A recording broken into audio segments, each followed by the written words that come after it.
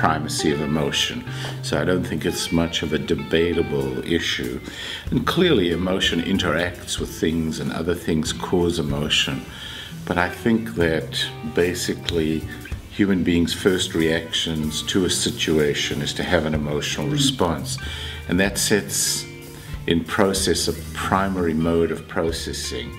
So it's like if I enter a situation and my brain, out of awareness, evaluates danger, it activates fear, and then I start a fear mode of processing, and that leads me to start scanning vigilantly, looking for danger, thinking fearful thoughts and so on. So basically my emotion is my fundamental response.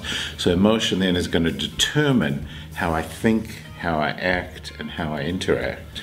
And then basically if we can get to emotions which are influencing these other things, if you're having difficulties, it's because your emotional responses have gone awry in some way or can't be relied on as good guides. And so therapy needs to get to working on those primary emotions that aren't working for us, which we've called primary maladaptive emotions. A secondary emotion is what the term means. It comes second. And often it's a secondary response to a more primary emotion. So the most universally understandable one is often when people feel hurt, fear, or vulnerable, they might express anger, but anger is really a secondary response. It's a response to not being able to deal with the hurt. It covers up the hurt, it obscures the hurt, or defends against the hurt. So that's a secondary emotion. Right, well, the main sort of issue is a combination of acceptance and transformation. You first have to accept emotion, so emotional awareness and acceptance is an important first step. The basic principle also is that you have to arrive at a place before you can leave it. So if just being aware of adaptive emotions is helpful, but being aware of maladaptive emotions isn't enough, but it is arriving. So you have to feel these maladaptive emotions in order to heal them. The best way to change emotion is with another emotion.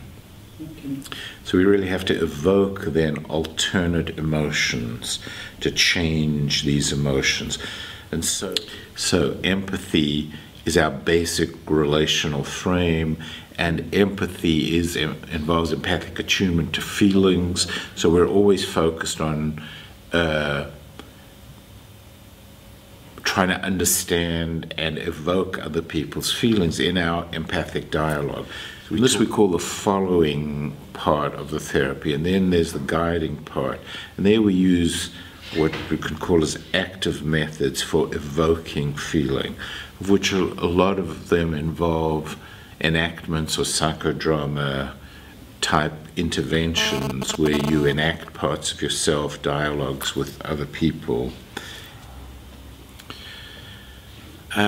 I view it as 100% facilitative. Other people see it as being somewhat directive. We talk about it as combining following and leading. But my sense is there's no intention to direct or guide people to where they aren't.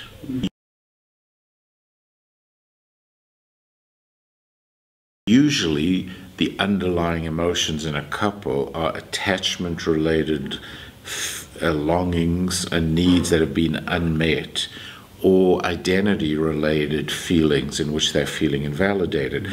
But what people do is they move to aggressive, defensive emotions rather than vulnerable, underlying emotions. So if I tell you you're terrible and you're bad and you're cold and distant, you defend. But if I say I'm really lonely and I'm sad and I feel really without blame, you're actually talking about yourself. That evokes a new response from your partner. So you're actually showing up as you truly are in the relationship, as a vulnerable human being who has needs to connect and to be validated, and you're showing essentially vulnerable underlying emotions, and that produces intimacy.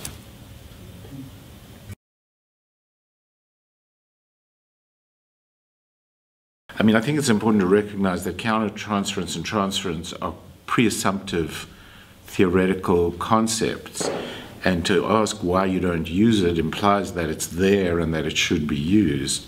Well, I don't see the world in that way, so that I don't think there's transference and countertransference. There is a real relationship, and people react to me somewhat because I look like Santa Claus or Father Christmas, and that's because they're reacting to me.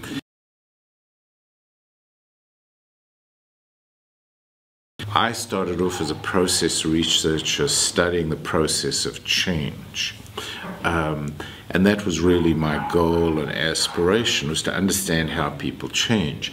Eventually, because of the evidence-based treatment and because there are these religious school wars between the different camps, and because humanistic therapies were being wiped off the map, so to speak, it seemed to become politically important to establish a therapy, test it, evaluate it, and show that it worked. And so we ended up developing a name brand, but I don't believe in name brand therapies, and I do believe in integration, and I believe that all therapies offer different kinds of processes, and ultimately we need to understand them and figure out when to use which.